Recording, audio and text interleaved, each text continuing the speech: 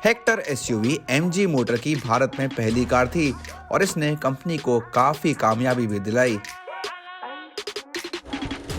आ गई है Hector facelift, MG की सबसे नई गाड़ी जो उन्होंने हाल ही में ऑटो एक्सपो में लॉन्च की है। अब इस गाड़ी के साथ आपको मिलता है एक्सटीरियर चेंजेस, आपको काफ़ी सारे इंटीरियर चेंजेस मिलते हैं और बहुत सारे फीचर्स भी मिलते हैं, जिस वजह से हेक्टर अब पहले से ज़्यादा सेफ है। पर क्या ये सब चेंजेस इनफ है एमजी को अपनी वापस पोजीशन रीगेन करने में इसके सेगमेंट में? आज हमारे साथ गाड़ी इसी वजह से आई है और हम आपको सब कुछ बताएंगे एमजी हेक्टर फेसलिफ्ट के बारे में।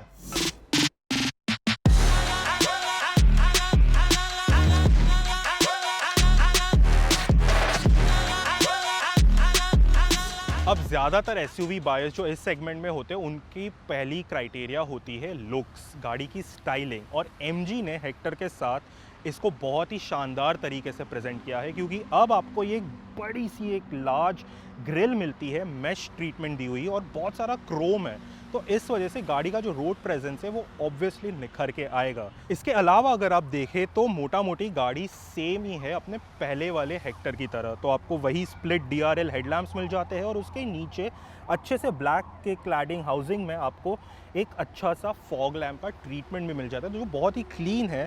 पर ये जो ग्रिल है इस वजह से आपका जो रोड प्रेजेंस है वो बहुत ही बदल जाएगा। उसके अलावा अगर आप साइड में देखें तो कैरेक्टर लाइंस सेम है, व्हील आर्चेस जो ब्लैक क्लैडिंग हैवी है वो सेम है, एलॉय व्हील्स भी सेम है।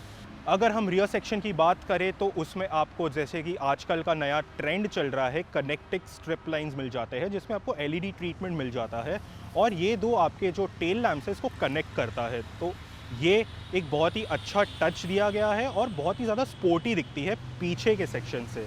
इसके अलावा जो सबसे बड़ा चेंज दिया गया है वो है एडैस की लेटरिंग जो आपको अभी टेल गेट पे मिलती है।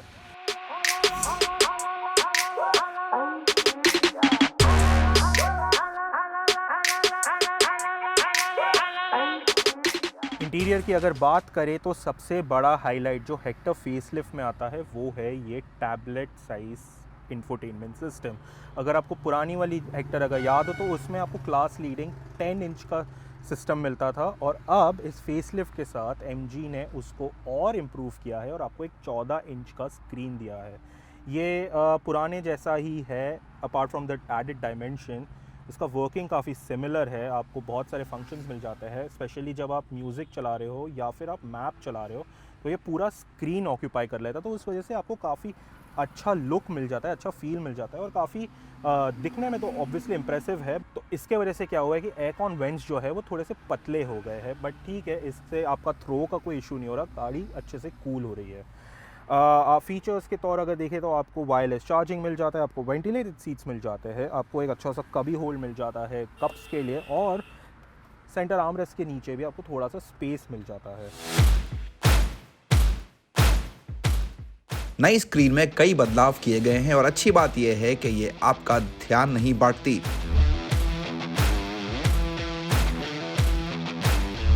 यहाँ एमजी असिस्टेंट भी है जो कई वॉइस कमांड्स के साथ काम करता है। Hello MG, I'm listening. Reduce temperature to 22 degrees. Temperature is set to 22 degrees Celsius. अगर ओवरऑल थीम की बात करें तो ये काफ़ी अच्छा लाइट और डार्क का जो कॉन्ट्रास्ट दिया गया है वो काफ़ी अच्छा दिखता है और बहुत ही अप मार्केट और एक प्रीमियम फील देता है गाड़ी को। साथ ही 6 तरीके से सेट होने वाली अगली सीटें, एयर प्यूरीफायर और 360 डिग्री कैमरा भी यहाँ आपको मिल जाएंगे। फेसलिफ्ट के साथ एमजी ने कार पर मिलने वाले इंजन विकल्प भी कम कर दिए हैं। इसमें अब माइल्ड हाइब्रिड शामिल नहीं है और केवल टर्बोचार्ज पेट्रोल और डीजल इंजन ही पेश किए गए हैं। अब क्योंकि इंजन गाड़ी में सेम है तो ऑब्वियसली उसकी जो ड्राइविंग मैनरिज्म होगी वो भी ज़्यादा हद तक सेम ही है। आपका जो इंजन है काफ़ी रिफाइंड है, काफ़ी स्मूथ है। 2000 आरपीएम से पहले तक तो आपको बहुत अच्छा लगेगा। 2000 आरपीएम के पार जब आप जाएंगे तो आपको एक हल्का सा वाइन मिलेगा, एक आवाज़ आएगी इंजन की जो थोड़ा सा मुझे तो डिस्ट्रैक्टिंग लगता है, बट ऑनेस्टली अगर आप म्यूज़िक वगैरह ऑन रखेंगे तो आपको उतना नहीं सुनाई देगा। शुरू में पिकअप की कुछ कमी, टर्बो लैग और रबर बैंड इफेक्ट जैसे मुद्दे कार में अभी भी बने हुए हैं, तो आपको एक्सेलरेटर आराम से ही दबाना होगा। हेक्टर की साइज को देखते हुए इसका बॉडी रोल कोई आश्चर्य की बात नहीं है और स्टीयरिंग का फीडबैक भी कम है, खास तौर पर मुड़ते वक्त। लेकिन कहना होगा कि हेक्टर शहर हो या हाईवे आपकी हर जरूरत को पूरा करती है। लेकिन इतना काफी नहीं है, हेक्टर आपको लुभाने के लिए और भी कई तरीके लेकर आई है। अब अगर सबसे बड़े चेंज या सबसे बड़ा एडिशन जो देखे जो आपको हेक्टर फेसलिफ्ट के साथ मिलता है वो है लेवल 2 ADAS फंक्शन। तो आपको MG पायलट मिलता है, जो कंपनी का लेवल 2 ADAS फंक्शन जो सिस्टम है उसको MG पायलट कहते हैं। और आपको स्टीयरिंग पे एक स्विच मिलता है, तो इसको ऑन करते ही MG पायलट ऑन हो जाएगा और सबसे पहले जो एक्टिवेट होता है वो है आपका लेन कीप असिस्ट। तो आपको जो रोड के मार्किंग्स होते हैं, वाइट मार्किंग्स होते हैं, वो बहुत ज़रूरी है कि वो आपको क्लियरली दिखे, जिसके इसके सेंसर्स उसे डिटेक्ट कर सके।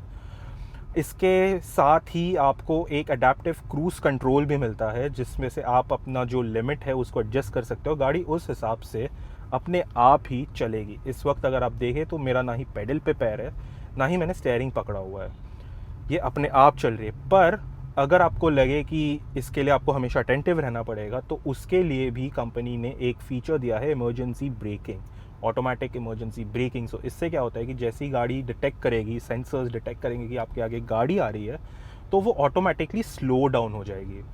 इसके अलावा आपको एक ट्रैफिक जैम असिस्ट भी मिलता है, जिस वजह से क्या होता है कि गाड़ी डिटेक्ट करेगी कि आगे गाड़ी आ रही है या आपको रुकना होगा, तो वो अपने आप स्पीड स्लो कर देगी अपनी, और जैसी ही आगे वाली गाड़ी चलेगी वो डिटेक्ट होगा सेंसर से और गाड़ी अपने आप मूव होने लग जाएगी।